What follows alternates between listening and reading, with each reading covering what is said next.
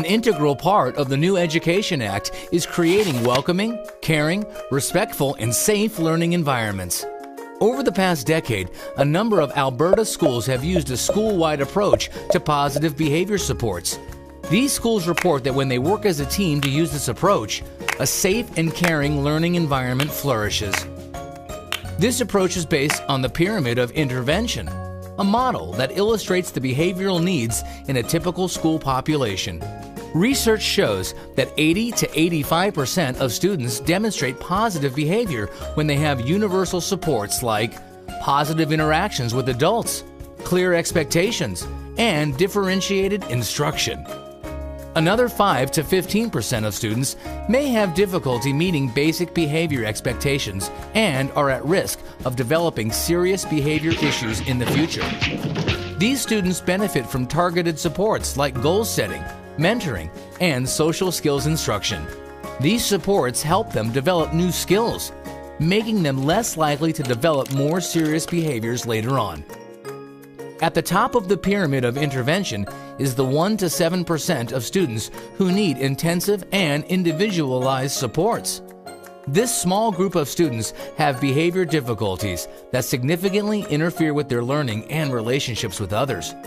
Many of these students also have medical conditions or disabilities that affect their behavior. Along with universal and targeted supports, these students need more intensive supports, including an individual behavior support plan. Students will likely require these supports for the long term. However, with the right kind of supports, you should see less of the problem behavior. A positive behavior support approach addresses the socio-emotional needs of all students in the school. It focuses on maintaining the positive behavior of most of the students by ensuring universal supports are in place, and then identifies that small percentage of students who need more targeted or intensive supports. At the core of this approach are positive relationships, not only between staff and students, but among students and among adults in the schools. How the school environment is structured is also important. For example, the majority of behavioral difficulties in schools happen during less structured times and in large common areas. Many of these difficulties can be eliminated through strategic adult supervision. Another important element is differentiated instruction.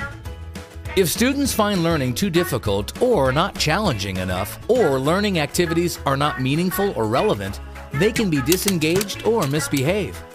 A differentiated instruction approach acknowledges that students learn in different ways and helps teachers create learning activities that align with students' abilities, interests, and needs.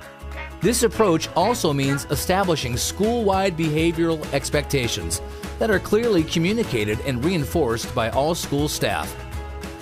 Positive reinforcement and fair and predictable consequences are key to a positive behavior support approach. School staff need to provide direct and differentiated feedback to students about what behavior is okay and what is not. We know that simply punishing specific behavior doesn't create long-term change or help students learn new behaviors. Punishment can actually increase negative behaviors like aggression, avoidance, and early school leaving. Consequences for negative behavior could include corrective feedback, completing self-reflections, and making restitution to those who were harmed. To implement a positive behavior support approach, schools need to collect relevant data and use it to clarify what, where, and when problem behaviors are occurring and who is involved. Schools can use this data to inform planning, make decisions, and monitor and measure success over time. A positive behavior support approach supports inclusion by creating environments where all students have the skills and attitudes they need to be engaged and successful learners. For more information on supporting every student, visit the Alberta Education website